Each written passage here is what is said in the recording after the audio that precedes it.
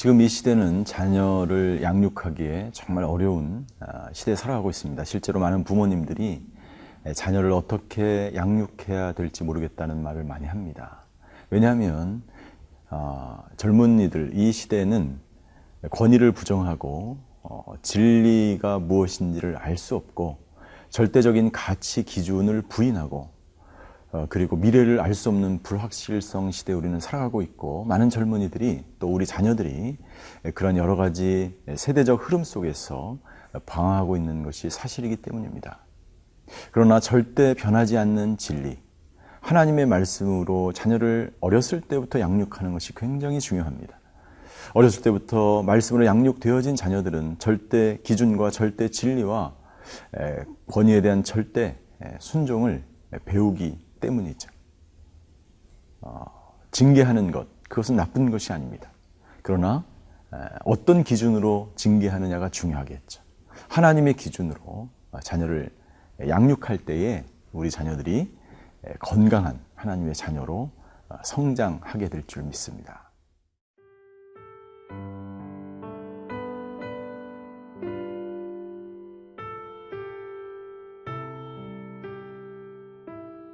잠언 29장 15절에서 27절 말씀입니다.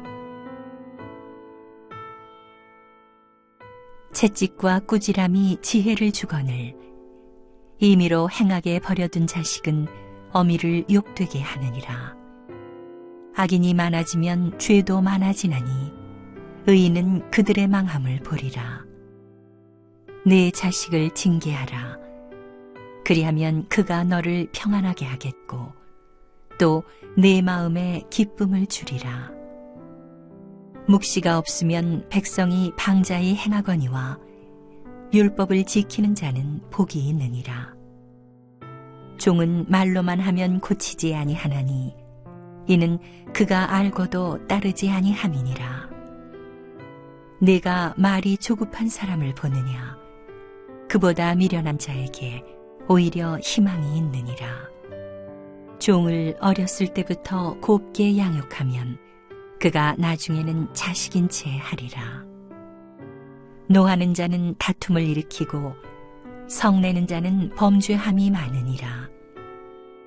사람이 교만하면 낮아지게 되겠고 마음이 겸손하면 영예를 얻으리라. 도둑과 짝하는 자는 자기의 영혼을 미워하는 자라. 그는 저주를 들어도 진술하지 아니하느니라. 사람을 두려워하면 올무에 걸리게 되거니와 여호와를 의지하는 자는 안전하리라. 주권자에게 은혜를 구하는 자가 많으나 사람의 일의 작정은 여호와께로 말미암느니라. 불의한 자는 의인에게 미움을 받고 바르게 행하는 자는 악인에게 미움을 받느니라. 왜 징계와 꾸지람이 필요할까요? 말로 잘 다스리고 또 설득하고 이해시키는 그런 과정으로 하면 얼마나 좋겠습니까? 그러나 오늘 징계가 필요한 이유에 대해서 오늘 하나님은 우리에게 말씀을 주십니다. 그것이 자녀이든 그것이 종이든 그것이 누구이든 징계가 필요한 것은 그 사람에게 지혜를 주기 때문입니다. 15절에 보니까 채찍과 꾸지람이 지혜를 주거늘 임의로 행하게 버려둔 자식은 어미를 욕되게 하느니라. 우리는 징계를 받음으로 어떻게 살아야 된다, 내가 무엇이 잘못됐다, 어떻게 다음에는 바꿔야 되겠다라고 하는 지혜가 생긴다는 것이죠. 그러나 징계할 때 분명히 기준이 있습니다. 그것은 하나님의 말씀에 입각해서 이것이 징계가 정말 올바른 것인지, 내가 징계를 함으로 이 사람이 정말 내가 사랑으로 그 사람을 징계하는 것인지, 그래서 그 사람이 궁극적으로 변화되는 것을 원하는지, 그 기준에 따른 징계가 아니면 사실은 징계는 오히려 그 사람에게 반항심을 주고 그 사람의 마음을 어렵게 할 수 있죠. 그러나 정말 사랑으로, 그리고 이 사람이 정말 변화될 것을 바라는 마음으로 한다면 그 징계는 분명히 그 사람의 약이 되고 그리고 그 사람에게 지혜를 가져다 줄 것이기 때문에 징계가 필요하다는 것이죠. 두 번째는 징계하면 그 징계를 받는 사람뿐만 아니라 자기 자신에게도 유익이 되기 때문이라고 말씀하고 있습니다. 17절에 보니까 이렇게 되어 있죠. 내 자식을 징계하라. 그리하면 그가 너를 평안하게 하겠고 또 내 마음에 기쁨을 주리라. 징계를 받는 사람뿐만 아니라 그 징계를 통해서 그 사람이 지혜가 생기고 변화됨으로 말미암아 공동체를 유익하게 하고, 그리고 자녀를 징계할 때는 부모가, 종을 징계할 때는 그 종의 주인이 기쁨을 얻고 평강을 얻기 때문에 징계가 필요하다라고 하는 것입니다. 그렇다면 징계를 달갑게 받아들이지 않는 사람의 결과는 무엇인가? 그것은 어리석은 자요 멸망의 길이라고 하는 것입니다. 하나님의 말씀으로 징계하고 정말 그 사람이 잘못한 것을 뉘우치게 하기 위해서 사랑으로 징계했음에도 불구하고 그 징계를 받아들이지 못하는 사람은 어리석은 사람이요, 결국 그 사람은 멸망의 길을 갈 수밖에 없고, 자녀일 경우는 어미를 욕되게 할 수밖에 없고, 종이라고 하면은 그 종은 결국 그 공동체에서 쫓겨날 수밖에 없는 상황에 이르게 되는 것입니다. 자, 그렇다면 18절에 보니까 결론적으로 하나님은 우리에게 이렇게 말씀하십니다. 28절은 굉장히 유명한 말씀이죠. 묵시가 없으면 백성이 방자히 행하거니와 율법을 지키는 자는 복이 있다라고 말씀하고 있습니다. 자, 징계를 주어서 지혜가 생기게 한다. 궁극적으로 이 묵시는 무엇입니까? 묵시는 바로 하나님이 예언자들에게 주신 계시의 말씀입니다. 지금으로 이야기하면 하나님의 계시된 말씀, 즉 하나님의 말씀입니다. 하나님의 말씀이 없으면 백성이 방자히 행한다. 방자히 행한다는 여기 해설이 있는 것처럼 무례하고 건방진 태도를 말하는 것입니다.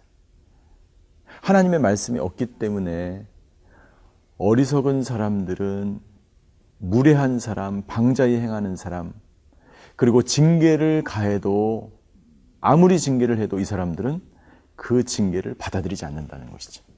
그래서 그 공동체, 그 가정에, 그 자녀들에게, 그 종들에게 묵시가 있어야 합니다. 말씀이 있어야 합니다. 말씀이 그 사람을 변화시키기 때문입니다. 그러나 말씀이 없는 공동체, 말씀이 없는 가정은 자녀들이 방자히 행하고 종이 방자히 행하고 그 공동체가 방자한 사람들로, 어리석은 사람들로 넘쳐나는 것입니다. 그래서 이 잠언 29장 이 18절의 말씀은 잠언 전체에 있는 이 교훈적인 말씀을 축약한 말씀이라고 해도 과언이 아닙니다. 묵시가 없으면 백성이 방자히 행한다. 그 가정에 말씀이 기초적으로 세워 있지 않으면 그 가정의 모든 사람들이 무례하게 행동하게 된다.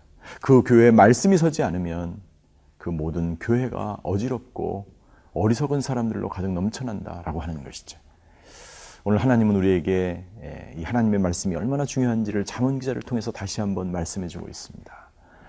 하나님의 말씀이 든든히 세워져 있는 그러한 개인, 하나님의 말씀이 든든히 세워져 있는 가정, 하나님의 말씀이 계시가, 묵시가 세워져 있는 그런 교회는 지혜로운 교회이고, 그리고 어리석은 사람들이 사라지고 방자히 행하는 사람들이 없는 하나님이 기뻐하시는 공동체가 될 줄 믿습니다.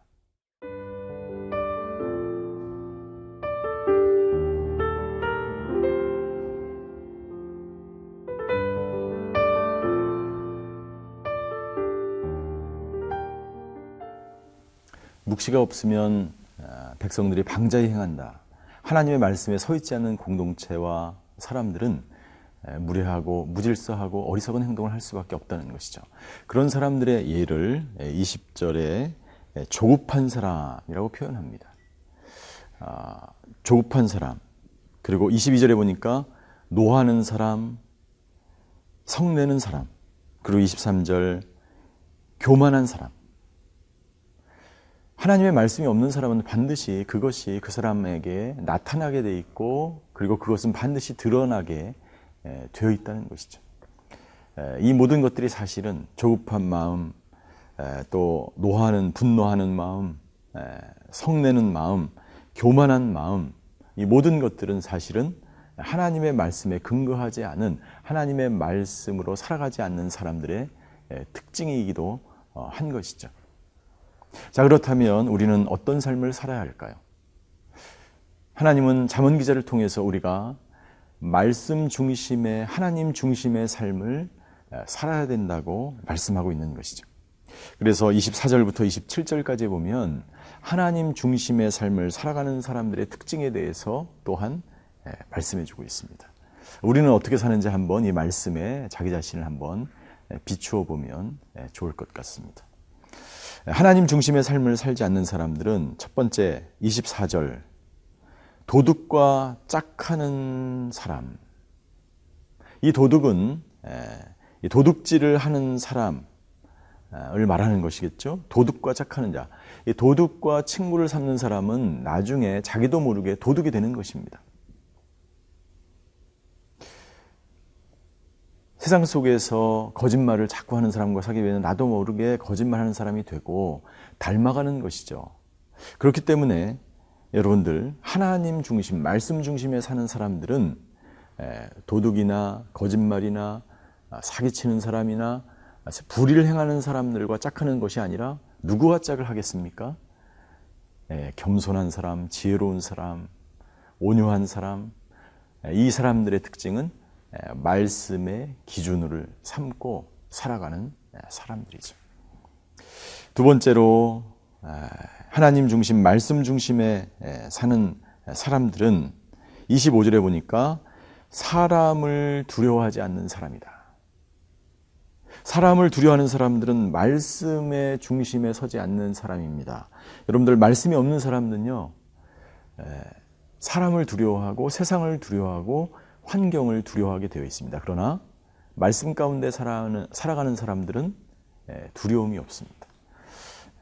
어려운 환경과 무서운 환경과 또 그러한 사람을 만날지라도 절대로 두려워하지 않습니다. 왜 그럴까요? 하나님을 의지하기 때문입니다. 말씀 중심에 사는 사람들은 하나님을 의지하고, 이 하나님을 의지하는 사람들은 세상에 휘둘리지 않고 사람을 두려워하지 않고 세상을 두려워하지 않습니다.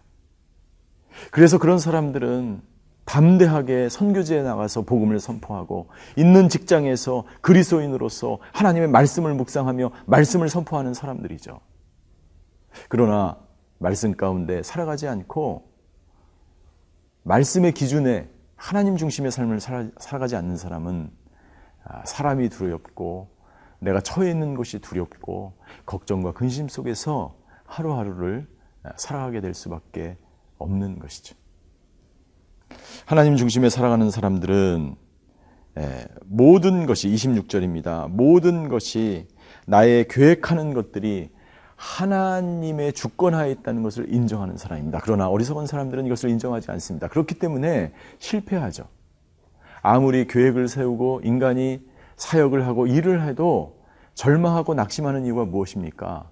자기 의를 위해서 그것을 하기 때문이죠. 그러나 모든 일이, 모든 사역이, 모든 사업과 기업이 하나님의 주권에 맡기는 지혜로운 자는 절대로 그것에 두려워하거나 세상에 따라서 좌우되지 않습니다. 사랑하는 성도 여러분, 오늘 하나님의 말씀처럼 하나님 중심의 삶을 살아가시는 저와 여러분들이 되시기를 주님의 이름으로 축원합니다. 하나님, 무엇에 기준을 두고 살아야 될지 모르는 이 시대에 오직 하나님의 말씀에 기준을 두고 자녀를 양육하고 자녀를 징계하고 그리고 나의 모든 삶 속에서 말씀의 기준으로 오늘 하루도 살아가는 저희 모두가 되게 하여 주시옵소서. 예수 그리스도의 이름으로 기도하였습니다. 아멘.